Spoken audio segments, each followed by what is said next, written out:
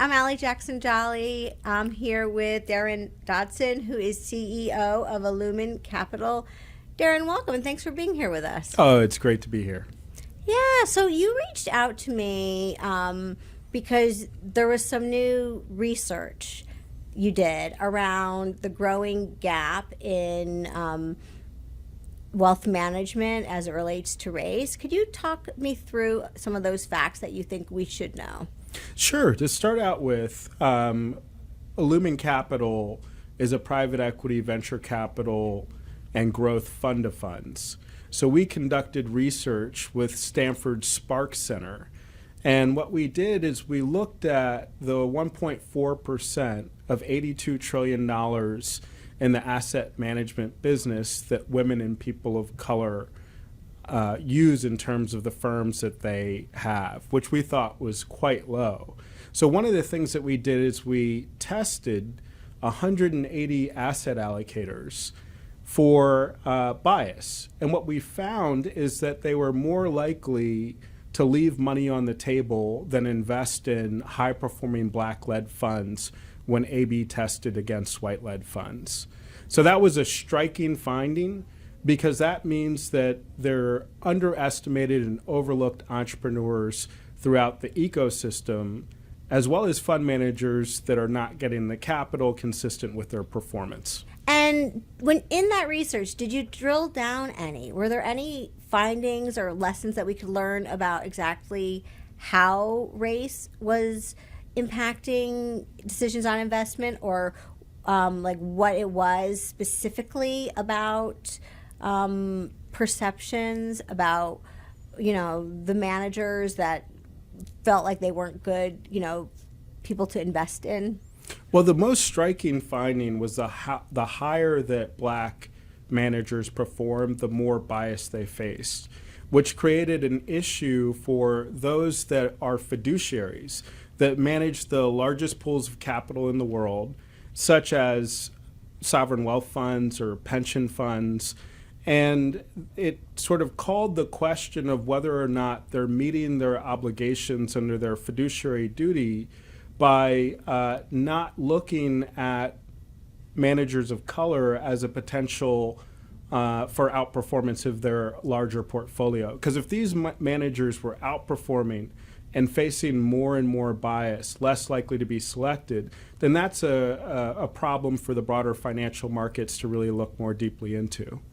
And so it's like the question of the day, right? What can be done? We know that implicit and sometimes overt bias is a very real issue in this country. It's one that we haven't fully grappled with or addressed. So what can be done to find out that bias, to try and push those numbers beyond that 1.4, which is, you're right, appallingly low? What are your suggestions?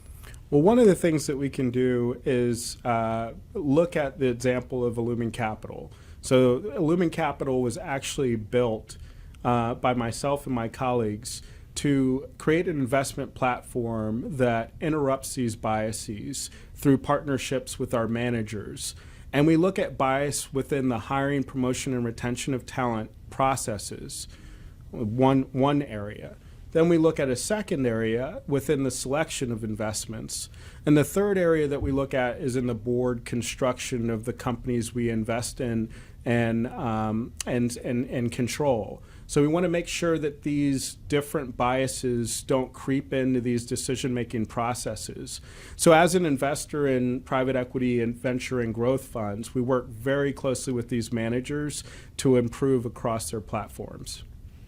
Yeah, but I guess what I mean is, I'm curious, like, what does that training look like? If somebody has a innate or a bias around what a good manager is and isn't, and race is coming into play, how do you, is there a different scale that you're asking people to look at?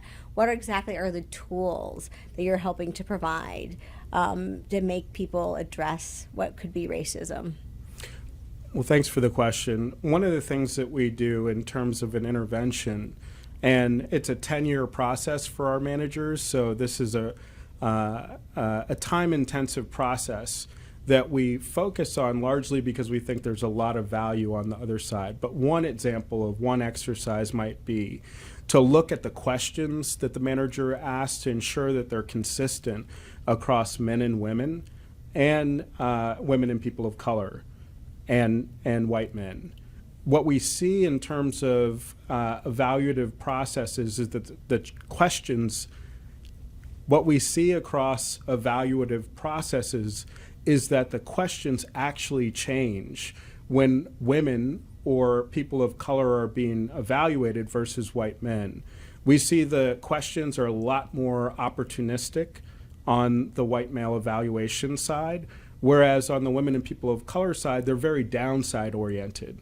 And as human beings in social psychology, we often answer questions the way that they're asked, and that impacts the way that we answer them. But the assumption that something should be downside oriented because it's a woman or person of color is not a good assumption for comparing consistently across investments. We see a lot better results when things are compared effectively and apples to apples.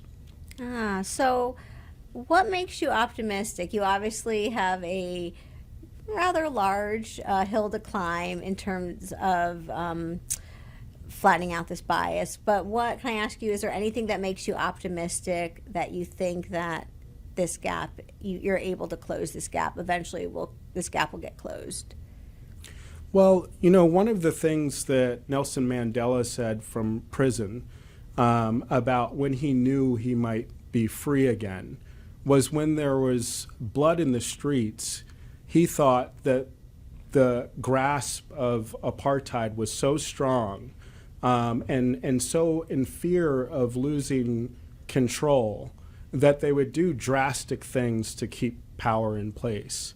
So when I look at George Floyd in that moment of the country killing this unarmed black man or this policeman perpetrating that type of violence, one of the things that makes me, in a way, optimistic is that those that are preventing the flows of capital to women and people of color are desperately trying to do it against their own financial interest and returns.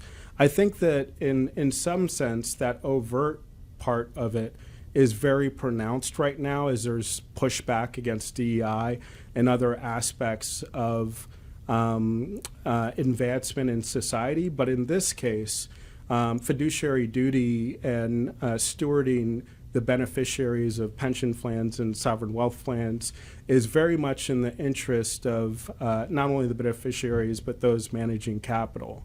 So I think that many of the studies that we look at within this area of social psychology, there's a prejudice test.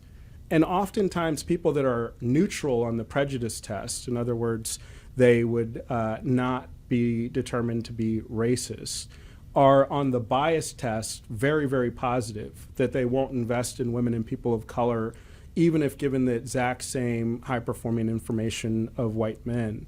So part of this is deeply psychological, and what gives me hope is that people are willing to examine their own biases, like many of our investors like the Ford Foundation and the California Wellness Foundation and other large endowments are willing to examine their biases and look at their entire pools of capital and find and create new pathways to capital to help enhance their overall returns.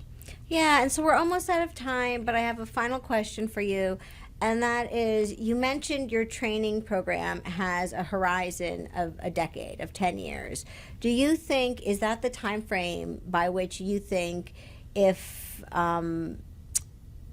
those who would like to work to flatten bias or those who realize that they're leaving money on the table, the ROI is, it would be better if they thought about differently. Do you think in 10 years from now, we may see a measurable difference? Might it be sooner? What's your best guess on when we might see that 1.4% that's being invested in women of color, women and people of color? When will that move a little bit?